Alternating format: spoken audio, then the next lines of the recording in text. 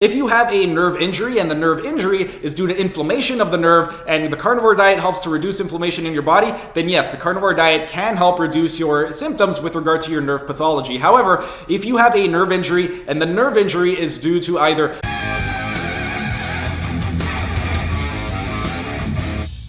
Hey everyone, thanks for tuning in and welcome back to another Carnivore Q&A. Steven here with Team Euphoric, and today's question comes from a World Carnivore Tribe group on Facebook where a member had recently asked, does anyone have any experience healing a nerve injury? I'm animal-based and have a nerve injury from a gym that will not heal. I'm animal-based right now, thinking of going full carnivore. Well, this is a great question, and despite what many people would like you to believe, the carnivore diet is not a miracle cure-all for every single issue possible. If you have a nerve injury and the nerve injury is due to inflammation of the nerve and the carnivore diet helps to reduce inflammation in your body, then yes, the carnivore diet can help reduce your symptoms with regard to your nerve pathology. However, if you have a nerve injury and the nerve injury is due to either compression of the nerve, something like a compression of the intervertebral disc, or if you have a very, very tight muscle and that tight muscle is causing compression to the nerve, then the carnivore diet isn't going to help, and you're going to want to address the issue specifically. In order to do that, you would want to do something like either some myofascial stretching exercises, some strengthening exercises, some nerve mobilization exercises, some flossing exercises. There's a bunch of different exercises that you can do.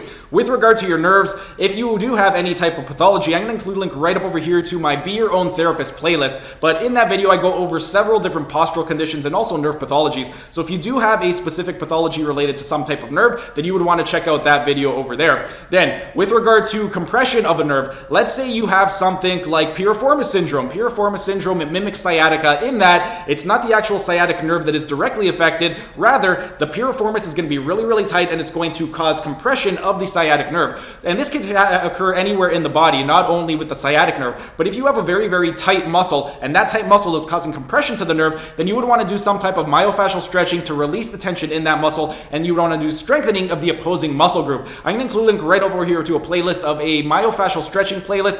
In there, I go over a bunch of mobilizations and stretches that you can do, but you would want to do those if you do have some type of compression to the nerve, and that compression is causing you your nerve pathology. And then with regard to strengthening exercises, whatever muscle is going to be long and weak, the opposing muscle is going to be short and tight. So whatever muscle you are stretching, the opposing muscle group you would want to strengthen. And I'm going to include a link right up over here to a playlist of some exercises. But those are just a few little things that you could do. With regard to the nerve pathology, another thing, make sure that you're well hydrated. If you are very, very dehydrated, that could definitely negatively impact your symptomology with regard to your nerve pathology. So make sure you're well hydrated. Make sure you're avoiding any anti-inflammatory foods. So even if you are strict carnivore, certain foods are going to affect different people differently. For me personally, I know that I develop a little bit of inflammation if I eat more pork type foods as opposed to things like beef. So for me, if I did have nerve pathology, I would want to stay away from pork products, as those would cause a little bit of inflammation in the body and would exacerbate symptoms with regard to nerve pathology. Whereas if I was eating beef, then I generally feel amazing when I'm on beef. I have no inflammation whatsoever. So if I do have a nerve inflammation and the nerve inflammation is due to inflammation from the food that I'm consuming, I would want to consume things more like beef. But you're going to have to experiment and see what foods cause less inflammation in your own body and see which foods are going to be best for you.